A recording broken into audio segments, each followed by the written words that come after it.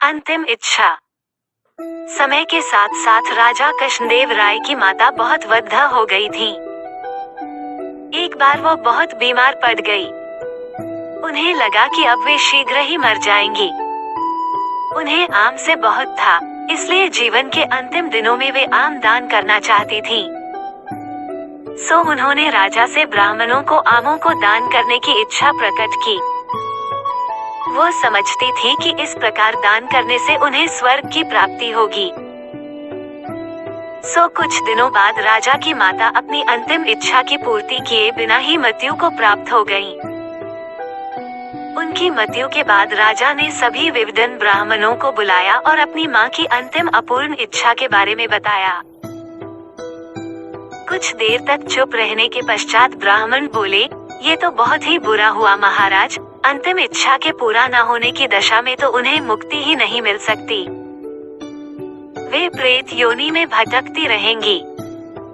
महाराज, आपको उनकी आत्मा की शांति का उपाय करना चाहिए। तब महाराज ने उनसे अपनी माता की अंतिम इच्छा की पूर्ति का उपाय पूछा। ब्राह्मण बोले, उनकी आत्मा की शांति के लिए आपको उनकी पुण्यतिथि पर सोने के आमों का दान करना पड़ेगा। अतः राजा ने मौ की पुण्यतिथि पर कुछ ब्राह्मणों को भोजन के लिए बुलाया और प्रत्येक को सोने से बने आम दान में दिए। जब तेनालीराम को ये पता चला तो वह तुरंत समझ गया कि ब्राह्मण लोग राजा की सरलता तथा भोलेपन का उठा रहे हैं। सो उसने उन ब्राह्मणों को पाठ पाने की एक योजना बनाई।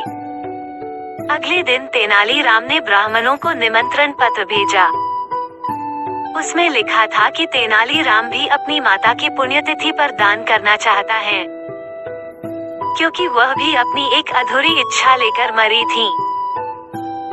जब से उसे पता चला है कि उसकी मां की अंतिम इच्छा पूरी न होने के कारण प्रेत योनि में भटक रही होंगी, वो बहुत ही दुखी है और चाहता है कि जल्दी उसकी मौ की आत्मा को शांति मिले। ब्राह्मणों ने सोचा कि तेनालीराम के घर से भी बहुत अधिक दान मिलेगा, क्योंकि वो शाही विदूषक है। सभी ब्राह्मण निश्चित दिन तेनालीराम के घर पहुंच गए। ब्राह्मणों को स्वादिष्ट भोजन परोसा गया। भोजन करने के पश्चात सभी दान मिलने की प्रतीक्षा करने लगे। तभी उन्होंने देखा कि तेनालीराम लोहे के सलाखों को आग में गर्म कर रहा है। पूछने पर तेनालीराम बोला, मेरी माँ फोड़ों के दर्द से परेशान थी। मृत्यु के समय उन्हें बहुत तेज दर्द हो रहा था। इससे पहले कि मैं गर्म सलाखों से उनकी सिकाई करता, वो मर चुकी थी। अब उनकी आत्मा की शांति के लिए मुझे आपके साथ वैसा ही करना पड़ेगा जैसी कि उनकी अंतिम इच्छा थी। ये सुनकर ब्राह्मण बौखला गए। वे वहां से तुरंत चले जाना चाहते थे। वे गुस्से में तेनालीराम से बोले कि हमें गर्म सलाखों से दागने पर तुम्हारी मौ की आत्मा को शांति मिलेगी। नहीं महाशय, मैं झूठ नहीं बोल रहा।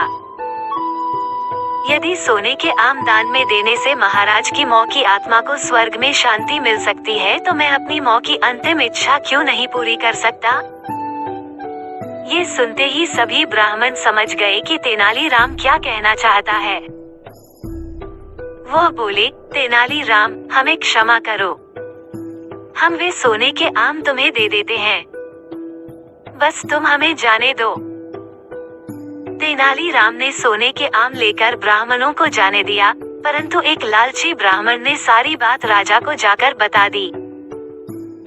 ये सुनकर राजा क्रोधित हो गए और उन्होंने तेनालीराम को बुलाया। वे बोले, तेनालीराम, यदि तुम्हें सोने के आम चाहिए थे तो मुझसे मांग लेते। तुम इतने लालची कैसे हो गए कि तुमने ब्राह्मणों से सोने के आम ले लिए? महाराज, मैं लालची नहीं हूँ, अपितु मैं तो उनकी लालच की प्रवृत्ति को रोक रहा था।